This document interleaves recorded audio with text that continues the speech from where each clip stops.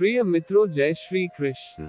श्रीमद् भगवद गीता यथारूप अध्याय 4 दिव्य ज्ञान श्लोक संख्या 1। श्री भगवान उवाच इमं विवस्वते योग प्रोक्तवानहमव्ययम् विवस्वान् मन्वे प्राह मनुरिक्ष्वा कवे ब्रवीत। भावार्थ, भगवान श्री कृष्ण ने कहा, मैंने इस अमर योग विद्या का उपदेश सूर्यदेव विवस्वान को दिया और विवस्वान ने मनुष्यों के पिता मनु को उपदेश दिया और मनु ने इसका उपदेश इक्ष्वाकु को दिया। श्लोक संख्या 2। एवं परंपरा प्राप्तम इमं राजर्षयो विदु स कालिने महता योगो नष्टः परंतक। भावार्थ, इस प्रकार यह परम विज्ञान गुरु परंपरा द्वारा प्राप्त किया गया और राजर्षियों ने इसी विधि से इसे समझा, किंतु कालक्रम में यह परंपरा छिन्न हो गई, अतः यह विज्ञान यथारूप में लुप्त हो गया है।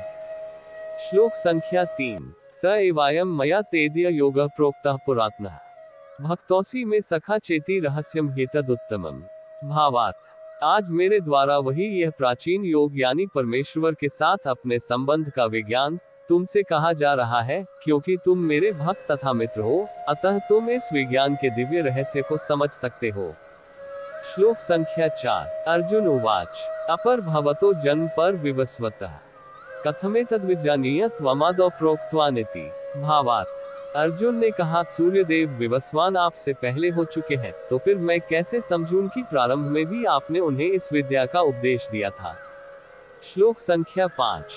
श्री भगवान उवाच बहूनि मे व्यतीतानि जन्मानि तव चार्जुन तान्यः वेद सर्वाणि न त्वं वेद परन्तप। भावार्थ, श्री भगवान ने कहा, तुम्हारे तथा मेरे अनेकानेक जन्म हो चुके हैं, मुझे तो उन सबका स्मरण है, किंतु हे परंतप, तुम्हें उनका स्मरण नहीं रह सकता है। श्लोक संख्या 6। अजोपि सन्नव्ययात्मा भूतानामीश्वरूपी सन प्रकृतिं स्वामधिष्ठाय संभवाम्यात्ममायया। भावार्थ, यद्यपि मैं अजन्मा तथा अविनाशी हूँ और यद्यपि मैं समस्त जीवों का स्वामी हूँ, तो भी प्रत्येक युग में मैं अपने आदि दिव्य रूप में प्रकट होता हूँ। श्लोक संख्या 7। यदा यदा हि धर्मस्य ग्लानिर्भवति भारत अभ्युत्थानमधर्मस्य तदात्मान सृजाम्यहम्। भावार्थ, हे भारतवंशी, जब भी और जहाँ भी धर्म का पतन होता है और अधर्म की प्रधानता होने लगती है, तब मैं अवतार लेता हूँ। श्लोक संख्या 8। परित्राणाय साधूना विनाशाय च दुष्कृताम धर्म संस्थापनार्थाय संभवामि युगे युगे। भावार्थ, भक्तों का उद्धार करने, दुष्टों का विनाश करने तथा धर्म की फिर से स्थापना करने के लिए मैं हर युग में प्रकट होता हूँ। श्लोक संख्या 9। जन्म कर्म च में दिव्य में व्यो वेति तत्वतः त्यक्त्वा देह पुनर्जन्म नैति मामेति सोर्जुन।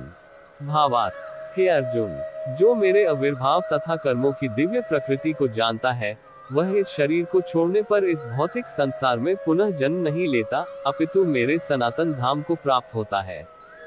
श्लोक संख्या 10। वितराग भय क्रोधा मन्मया मामुपाश्रिता बहवो ज्ञान तपस्या पूता मद्भावमागता।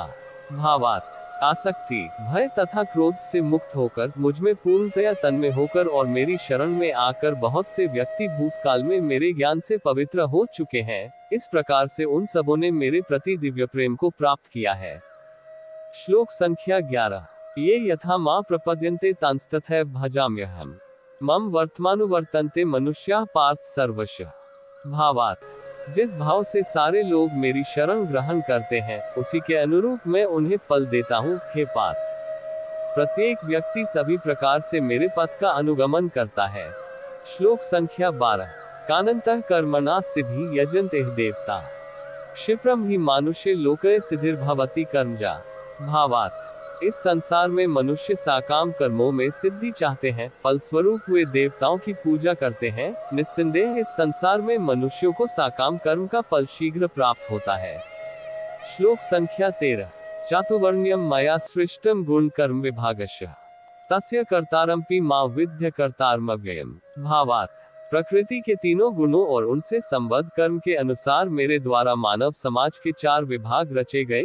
यद्यपि मैं इस व्यवस्था का स्रष्टा हूँ, किंतु तुम यह जान लो कि मैं इतने करने पर भी अकर्ता हूँ।